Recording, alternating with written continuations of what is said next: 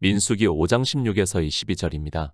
제사장은 그 여인으로 가까이 오게 하여 여호와 앞에 세우고 토기에 거룩한 물을 담고 성막 바닥에 티끌을 취하여 물에 넣고 여인을 여호와 앞에 세우고 그 머리를 풀게 하고 생각하게 하는 소재물 곧 의심의 소재물을 그 두 손에 두고 제사장은 저주가 되게 할 쓴 물을 자기 손에 들고 여인에게 맹세시켜 그에게 이르기를 내가 내 남편을 두고 실행하여 사람과 동침하여 더럽힌 일이 없으면 저주가 되게 하는 이 쓴 물의 해독을 면하리라. 그러나 내가 내 남편을 두고 실행하여 더럽혀서 내 남편 아닌 사람과 동침하였으면 제사장이 그 여인으로 저주의 맹세를 하게 하고 그 여인에게 말할지니라 여호와께서 내 넓적다리로 떨어지고 내 배로 부어서 너로 내 백성 중에 저주거리 맹세거리가 되게 하실지라. 이 저주가 되게 하는 이 물이 내 창자에 들어가서 내 배로 붓게 하고 내 넓적다리로 떨어지게 하리라 할 것이요 여인은 아멘 아멘 할지니라. 의심의 법입니다. 늘 성경에 대해서 말씀을 하고 있지만 이 율법 역시 사람들의 열심으로 제목을 붙여 놓았습니다. 저 역시 사람인지라 성경을 보면 자연스럽게 제목부터 보게 되어 있습니다. 제목이 없는 첨삭이 없는 성경이 있다면 좋겠지만 이 시대는 그런 성경이 없다는 것에 있어 참으로 안타까운 마음을 가지고 있습니다. 제목입니다. 아내의 간통을 밝히는 절차라고 되어 있습니다. 이 제목부터가 남녀 차별을 하고 있다는 것을 알고 있어야 합니다. 하나님께서는 영의 일을 비유로 해서 말씀을 하고 있는 것이지 우리 인생들이 어떻게 사는가에 대해서 말씀을 하고 있지 않다는 것을 먼저 알고 성경을 보아야 하는데 신학자라고 하는 사람들부터가 성령의 인도하심을 받지 못하니까 이런 제목을 붙여 놓았습니다. 하나님입니다. 이 세상에서 살아가는 수많은 아내가 있습니다. 제목과 같이 그 아내가 간통을 하는 것을 방지하기 위해서 아니 그 아내의 간통을 의심을 해서 그것을 밝히게 하기 위해서 이 율법을 정하셨다고 생각을 하고 있습니까? 저는 정말 그런 하나님이시라면 굳이 믿고 싶지 않습니다. 인간적으로 생각을 해도 이 시대는 간통죄까지 폐지가 되었는데 하나님께서 우리 인생들보다 더 자비하심이 없이 이런 것까지 밝히라고 한다면 참 어떻게 생각해야 할지를 모르겠습니다. 우리는 피조물입니다. 그리고 하나님은 유일하신 분이시고 창조주 하나님입니다. 그런 하나님께서 인간보다 못하시다면 아니 인간보다 더 어미로 세상을 보고 계시다면 우리가 굳이 하나님을 믿을 필요가 있겠습니까? 하나님은 절대로 그런 하나님이 아니십니다. 다만 성경을 보고 인생들이 진리로 인도하심을 받지 못하니까 하나님을 그렇게 만들고 있습니다. 인생입니다. 설령 내 아내가 간통을 했다고 해도 그것을 감싸 안고 사는 사람이 많은 세상입니다. 그리고 우리가 잘 알고 있듯이 신라 시대의 설화 처용가를 보더라도 역신이 그의 아내와 간통을 하는 것을 보고도 춤을 추고 노래를 불렀다는 이야기가 전해지고 있습니다. 인생도 이렇게 삽니다. 그런데 하나님입니다. 아니 하나님과 아무 상관이 없는 인생들끼리의 삶에 대해서 그것을 굳이 밝히게 하는 법을 만들었다고 생각을 하고 있습니까? 사람들이 하나님을 믿는다고 하지만 그들의 생각이 얼마나 경직이 되어 있는가를 이 율법 한 가지만 보아도 쉽게 알 수 있습니다. 하나님을 너무 모릅니다. 아니 하나님께서 어떤 분이시라는 것을 전혀 모르고 성경을 보고 있습니다. 그분이 왜 우리를 창조하시고 우리에게 하나님을 믿게 역사를 하고 있는지조차 모르고 성경을 보고 있고 그저 인생의 이성적 지식으로 신학자들이 성경을 보고 있고 그런 그들이 종교를 만들어서 율법을 자기들의 종교를 정당화시키기 위한 도구로 삼고 있습니다. 중세 시대입니다. 아니 그 이전도 마찬가지입니다. 이런 율법으로 인하여 여자들이 얼마나 피해를 보았는가를 알아야 합니다.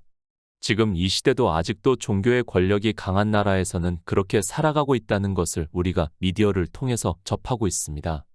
하나님이 누구신지도 모르고 있고 하나님께서 왜 태초에 천지를 창조하시고 우리 인생들을 지으셨는가도 모르는 종교 안에 있는 사람들이 남녀 차별을 하고 있고 굴레를 씌우고 있는 것을 볼 수 있습니다. 간통의 말씀입니까? 아내가 다른 남자와 간통한 것을 지금 하나님께서 율법을 정하셔서 그것을 밝히라고 말씀을 하고 있습니까? 하나님께서는 우리 인생들이 어떻게 사는가에 대해서 아무 관심이 없다는 것을 알아야 합니다. 아니 예수 그리스도께서는 이 세상에 오셔서 우리 인생들의 죄를 지고 가셨다는 것을 성경에서도 분명하게 말씀을 하고 있습니다. 간통입니다. 여자만 합니까? 여자 혼자서 간통을 합니까? 그런데 율법에는 마치 여자만 간통을 하는 것과 같이 말씀을 하고 있습니다. 공평하신 하나님이시라면 남자에 대해서도 율법을 정하셔야 하고 그것이 당연한 말씀이라고 저는 생각을 하고 있습니다. 사실 이 간통에 대해서는 여자보다는 남자가 더 많이 한다는 것을 상식이 있는 사람이라면 다 알고 있습니다. 그런데 왜 여자입니까? 하나님께서 여자를 차별하시고 남자가 간통을 하는 것에 있어서는 아무런 상관도 안 하시겠다는 말씀입니까? 신학자들의 생각과 같이 이 말씀이 아내의 간통을 밝히는 절차라고 한다면 하나님은 참으로 이상하신 분이고 남녀 차별이 아주 심하신 분입니다. 굳이 아내만을 말씀을 하고 있고 남편에 대한 간통에 대해서 말씀을 하지 않고 있다는 것은 저로서는 도무지 받아들일 수 없는 율법이기도 합니다. 민수기 5장 16에서 17절입니다. 제사장은 그 여인으로 가까이 오게 하여 여호와 앞에 세우고 토기에 거룩한 물을 담고 성막 바닥에 티끌을 취하여 물에 넣고. 종교입니다. 그들의 교리를 따라가는 사람은 절대로 구원을 받을 수 없습니다.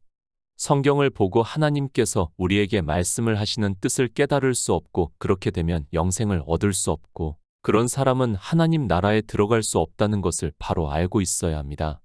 성경을 보시기 바랍니다. 사도 바울이 율법에 대해서 말씀을 하고 있습니다.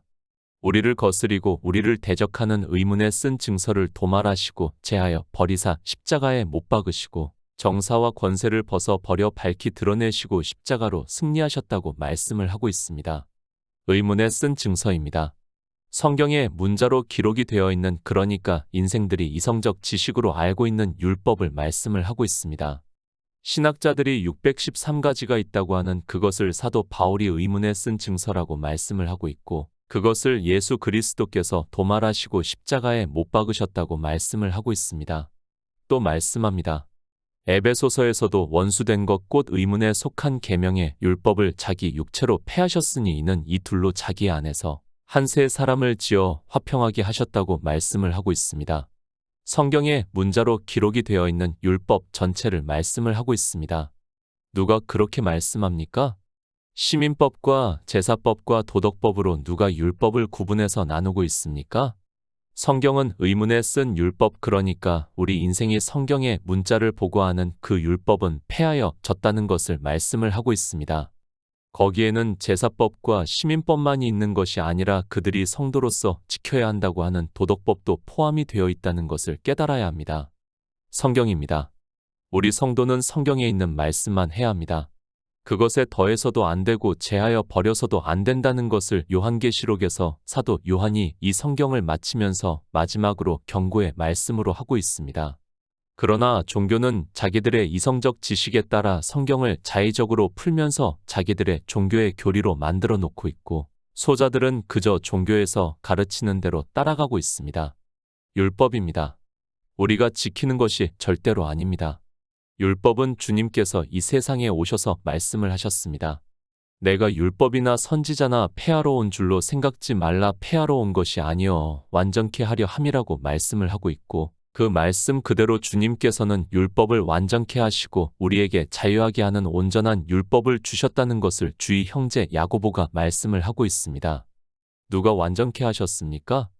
주님께서 이 세상에 오셔서 완전케 하셨다는 말씀입니다. 왜 그런가 하면 우리는 어느 누구도 율법을 지킬 수 없고 그러면 우리는 어느 누구도 영생을 얻을 수 없기 때문에 주님께서 완전케 하시고 그의 의를 우리에게 꾸어 주심으로 해서 우리가 의롭다 하심을 받아 영생을 얻게 하고 있다는 말씀을 하고 있습니다. 그렇게 완전케 하셨습니다. 율법이라는 것은 그렇다는 것을 바로 알고 있어야 합니다. 그렇다고 해서 우리가 더 이상 율법을 볼 필요가 없습니까? 그것이 아니라는 것을 요한복음에서 말씀을 하고 있습니다. 빌립과 나다나엘이 모세의 율법에서 그리고 여러 선지자가 기록한 성경에서 예수 그리스도를 증거를 받았다고 하면서 주님을 만나고 나서 바로 제자가 될 수 있었습니다. 율법입니다. 우리가 지켜야 하는 것입니까? 그리고 율법에서 하나님께서는 남자와 여자를 차별을 하고 계십니까? 다 인생들의 이성적 지식으로 성경을 보기 때문에 거기서 생각이 멈추고 있습니다. 그러나 하나님께서 진리의 성령을 보내주시면 우리는 율법에서 예수 그리스도를 증거를 받아 믿음으로 역사를 해서 영생을 얻을 수 있다는 말씀입니다. 율법입니다. 의문에 쓴 증서를 보는 것이 아닙니다. 우리는 율법에서 예수 그리스도를 증거를 받아야 한다는 말씀을 하고 있습니다. 그리고 율법은 그 증서를 보아서는 절대로 영의 일을 깨달을 수 없다는 것을 말씀을 하고 있고 그 안에 영적인 의미를 성령의 인도하심에 따라 깨달아야 한다는 말씀입니다. 의심의 법입니다. 왜 여자만을 말씀을 하고 있습니까? 남편이 그 아내의 더러워짐에 대해서 말씀을 하고 있습니까? 바로 이 여자는 이 세상에 사는 생리적인 여자를 말씀을 하는 것이 아니라 교회를 비유로 해서 말씀을 하고 있고 그 교회가 더러워지는 것을 말씀을 하고 있습니다. 이사야 64장 6절입니다.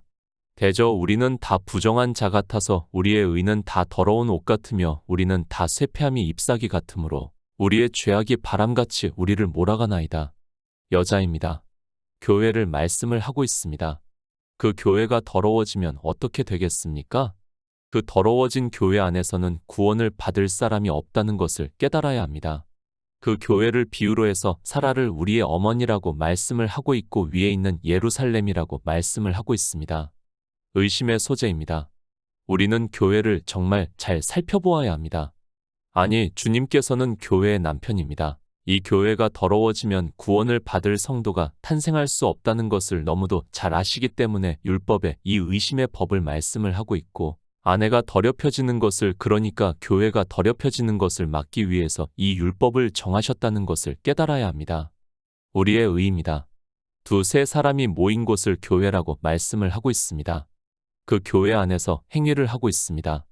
그러면 우리의 행위는 더러운 옷과 같다는 것을 말씀을 하고 있고 그런 교회를 더러워진 여자라고 율법에 정해놓고 의심의 소재로 그 죄를 생각이 나게 한다는 말씀입니다. 너무 중요합니다. 성도는 교회를 통해서 그 교회에서 복음을 듣고 믿음으로 해서 영생을 얻을 수 있습니다. 그런데 그 교회가 율법의 행위를 함으로 해서 더러워진다면 영생을 얻는 성도가 없기 때문에 하나님께서는 교회가 더러워지는 것을 막기 위해서 이 율법을 정하셨습니다. 여인입니다. 그것은 교회를 말씀을 하고 있습니다. 그리고 남편입니다. 예수 그리스도를 비유로 해서 말씀을 하고 있습니다. 우리 성도는 그 교회에서 복음을 듣고 예수 그리스도를 믿음으로 영생을 얻어야 하는데 그 교회가 율법의 행위를 함으로 해서 이사야 선지자의 말씀과 같이 우리의 의로 더러워지고 있다면 구원을 받을 성도가 없기 때문에 하나님께서는 의심의 법을 정하시고 여인이 더럽혀지지 않게 하라고 말씀을 하고 있습니다. 실제 여자입니까? 하나님께서 그 여자가 간음을 하든 무엇을 하든 그것에는 관심이 없습니다. 하나님께서는 우리가 영생을 얻는 일을 성경에서 말씀을 하고 있는 것이지 우리가 어떻게 사는가를 말씀을 하고 있지 않습니다. 그런데 인생들은 성경을 그렇게 보고 있고 심지어는 여자가 간음을 했다고 하면서 돌로 쳐 죽이는 만행을 저지르고 있는 것을 볼 수 있고 그런 그들이 하나님을 잘 믿는다고 스스로 자부를 하고 있습니다. 그런 그들입니다. 종교 안에서 의문에 쓴 율법을 지키는 영적인 죄를 범하고 있고 그런 죄를 범하는 자들에게 주님께서 이 세상에 오셔서 바리새인들과 서기관들에게 죄의 종이라고 말씀을 하고 있고 종은 영원히 집에 거하지 못한다고 그러니까 하나님 나라에 들어갈 수 없다고 말씀을 하고 있지만 어느 누구도 깨닫지를 못하고 있고 종교는 율법의 행위에 더 깊이 빠져 들어가고 있습니다. 교회입니다. 더럽혀져서는 절대로 안 됩니다. 무엇으로 더럽혀지는가 하면 우리의 의는 더러운 옷과 같다고 이사야 선지자가 말씀을 하고 있습니다. 그러니까 의문에 쓴 증서를 보고 성경의 문자를 보고 그것을 인생의 이성적 지식에 따라 지키는 행위가 더럽다는 말씀입니다. 누가 그렇게 했습니까? 대표적인 사람들이 바리새인들과 서기관들입니다. 그들은 주님께서 이 세상에 오셔서 안식일에 병자를 고쳐주시니까 안식일에 옳지 않은 일을 했다고 하면서 주님을 죽이려고 했고 결국에는 로마에 고소를 해서 십자가에 못 박아 죽이는 악을 행하고 말았습니다. 고린도전서 6장 11절입니다. 너희 중에 이와 같은 자들이 있더니 주 예수 그리스도의 이름과 우리 하나님의 성령 안에서 씻음과 거룩함과 의롭다 하심을 얻었느니라. 요한일서 5장 8절입니다. 증거하는 이가 셋이니 성령과 물과 피라 또한 이 셋이 합하여 하나이니라. 교회입니다. 교회에 대해서 부정적인 말씀을 많이 했습니다. 그렇다고 해서 제가 교회를 부정하는 것은 절대로 아니고 무교회주의자도 아니라는 것을 분명히 말씀을 드립니다. 저는 누구보다 교회의 중요성에 대해서 알고 있고 교회에서 복음이 증거가 됨으로 해서 듣고 믿어 영생을 얻을 수 있다고 믿고 있습니다. 여인의 범죄함입니다.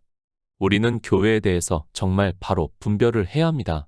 그저 종교에서 간판을 내걸고 자기들이 정통이라고 한다고 해서 그것을 교회라고 해서는 절대로 안 됩니다. 그것은 교회가 아니라 이미 더럽혀진 여인이라는 것을 성령의 인도하심을 받는 성도는 깨달을 수 있다고 믿고 있습니다. 거룩함입니다. 사도 바울이 고린도 교회에 있는 성도들에게 말씀을 하고 있습니다. 너희 중에 이와 같은 자들이 있더니 주 예수 그리스도의 이름과 우리 하나님의 성령 안에서 씻음과 거룩함과 의롭다 하심을 얻었다고 말씀을 하고 있습니다. 그러니까 성령이 오시고 진리로 인도하심을 받아 예수 그리스도의 말씀으로 거룩함을 얻었다는 말씀을 하고 있습니다. 여인입니다. 더러워진 교회입니다. 그 교회가 더럽다는 것을 어떻게 알 수 있습니까? 우리 인생의 이성적 지식으로 알 수 있습니까? 인생은 아무리 지혜가 있다고 해도 그것을 깨달을 수 없다는 것을 말씀을 하고 있습니다. 그래서 지금 율법에서 말씀을 하고 있지 않습니까? 성령이 오셔야 합니다. 그리고 예수 그리스도의 말씀을 들어야 한다는 말씀입니다. 그렇게 성령과 물과 피로 우리가 교회가 더럽혀졌다는 것을 깨달을 수 있다는 말씀입니다. 그런데 종교 안에 있는 사람들은 자기들에게 성령이 오셨다고 하면서 교회를 더럽히기 위해서 그 안에서 온갖 율법의 행위를 하고 있고 그것을 여인이 타인과 정교하였다고 율법에서 말씀을 하고 있습니다. 성령이 오셨습니까? 그것을 어떻게 알 수 있습니까? 사도 바울이 갈라디아서에서 우리에게 말씀을 해주고 있습니다. 너희가 만일 성령의 인도하시는 바가 되면 율법 아래 있지 아니한다고 그러니까 율법의 행위를 하지 않는다고 말씀을 하고 있지만 이 시대 종교 안에 있는 사람들은 온갖 율법의 행위를 하면서도 자기들이 거쳐 넘어져 있으면서도 그것이 무엇인지도 모르고 있습니다. 율법입니다. 내가 육체로 하는 모든 행위가 다 율법의 행위라는 것을 깨달아야 합니다. 이 시대 종교는 얼마나 많은 행위를 하고 있는가를 사람들이 깨닫지를 못하고 있습니다.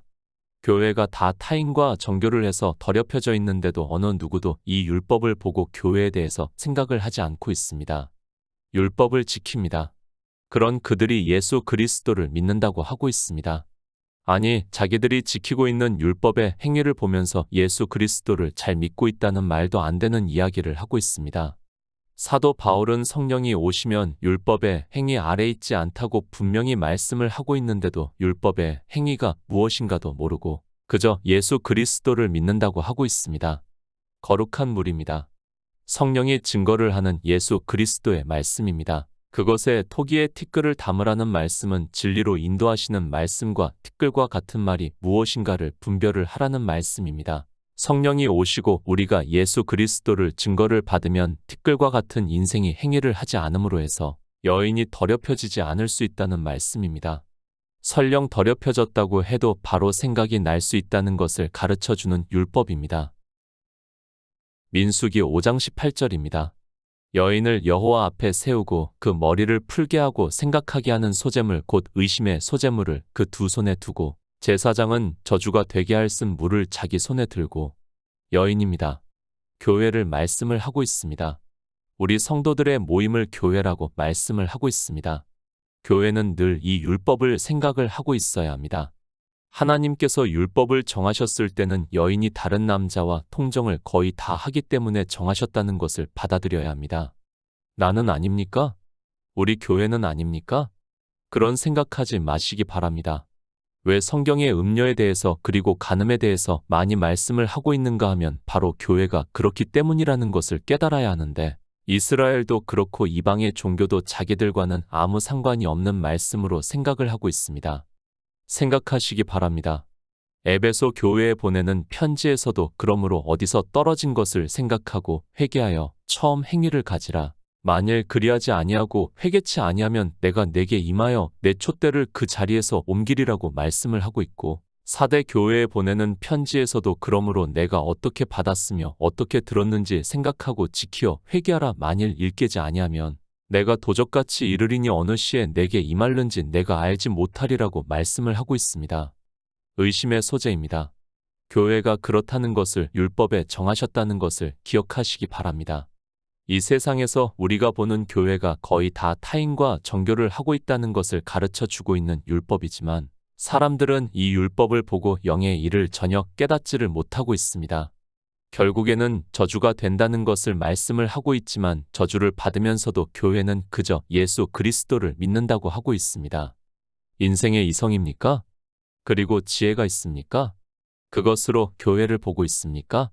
하나님께서 교회를 비유로 해서 이렇게 율법에 정하셨다면 거의 모든 교회가 다 이렇게 된다는 것을 말씀을 하고 있다는 것을 깨달아야 합니다. 그래서 요한계시록에서 큰 음녀에 받을 심판에 대해서 말씀을 하고 있지만 깨닫지를 못하고 있습니다. 민수기 5장 19절입니다. 여인에게 맹세시켜 그에게 이르기를 내가 내 남편을 두고 실행하여 사람과 동침하여 더럽힌 일이 없으면 저주가 되게 하는 있음 물의 해독을 면하리라. 야고보서 3장 11절입니다. 샘이 한 구멍으로 어찌 단물과 쓴 물을 내겠느냐. 교회입니다. 다시 말씀을 하지만 교회는 너무도 중요합니다. 그 교회를 통해서 영의 생명들이 탄생을 하고 있습니다. 그렇기 때문에 하나님께서 이 교회를 비유로 해서 율법에 정하셨습니다. 그러니까 교회 안에서 율법을 지키는 행위를 하게 되면 그 교회가 저주를 받는다는 말씀을 하고 있고 그 안에 있는 모든 사람이 다 저주를 받는다는 말씀입니다. 생각합니다. 여인에게 맹세시켜 그에게 이르기를 내가 내 남편을 두고 실행하여 사람과 동침하여 더럽힌 일이 없으면 저주가 되게 하는 있음 물의 해독을 면하리라고 말씀을 하고 있습니다.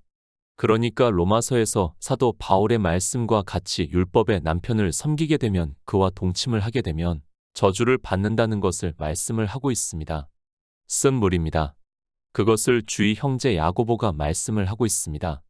한 입으로 찬송과 저주가 나는도다. 내 형제들아 이것이 마땅치 아니하니라. 샘이 한 구멍으로 어찌 단물과 쓴 물을 내겠느냐고 말씀을 하고 있고 이 말씀은 행함이 없는 믿음을 그러니까 율법을 지키는 행위를 하는 것을 비유로 해서 말씀을 하고 있습니다. 성경입니다. 영의 일을 비유로 해서 말씀을 하고 있습니다. 그러나 이런 율법을 보고 그저 여인이 타인과 정교를 한 것으로만 생각을 하고 있고 여자에게 가혹한 형벌을 자기들이 내리고 있는 종교의 행태를 볼 수 있습니다. 지금 하나님께서는 교회가 율법을 지키는 일을 비유로 해서 말씀을 하고 있습니다. 더럽힌 일이 없습니다. 그러니까 교회 안에 있는 성도들이 율법의 행위를 하지 않았다는 것을 말씀을 하고 있습니다. 율법을 지키지 않음으로 해서 그 교회는 저주가 되게 하는 쓴 물의 해독을 면하게 된다는 것을 말씀을 하고 있고 우리에게 교회를 분별할 수 있게 말씀을 하고 있습니다. 민수기 5장 20절입니다. 그러나 내가 내 남편을 두고 실행하여 더럽혀서 내 남편 아닌 사람과 동침하였으면 로마서 7장 2절입니다. 남편 있는 여인이 그 남편 생전에는 법으로 그에게 매인 바 되나 만일 그 남편이 죽으면 남편의 법에서 벗어났느니라. 사도 바울입니다. 율법과 예수 그리스도를 두 남편으로 비유로 해서 말씀을 하고 있습니다. 우리 인생은 다 율법을 지키게 되어 있고 그것이 인생의 철학적 지식입니다. 그래서 사도 바울이 남편 있는 여인이 그 남편 생전에는 법으로 그에게 매인 바 되나 만일 그 남편이 죽으면 남편의 법에서 벗어났다고 말씀을 하고 있고 그것은 율법이 폐하여 졌다는 것을 말씀을 하고 있습니다. 교회입니다. 이 세상에 있는 교회를 보시기 바랍니다. 율법을 지키지 않는 교회가 있는가를 살펴보시기 바랍니다. 거의 모든 교회가 다 율법을 지키고 있다는 것을 바로 깨달아야 합니다. 아니, 자기들이 율법을 지키고 있으면서도 그것이 율법이라는 것을 인지조차 못하고 있는 것이 우리 인생들이라는 것을 바로 알고 성경을 보아야 합니다. 우리 성도입니다. 교회라고 말씀을 하고 있습니다. 그런데 그 교회가 어떤가를 율법을 통해서 자세하게 가르쳐 주고 있습니다. 거의 모든 교회가 이 율법과 같이 내가 내 남편을 두고 실행하여 더럽혀서 내 남편 아닌 사람과 동침하는 것과 같이 율법의 행위를 하고 있다는 것을 말씀을 하고 있습니다. 교회입니다. 예수 그리스도의 아내라고 말씀을 하고 있습니다. 그런데 그 교회가 예수 그리스도를 믿는다고 하면서 다른 남편인 율법의 행위를 하고 있다는 것을 말씀을 하고 있습니다.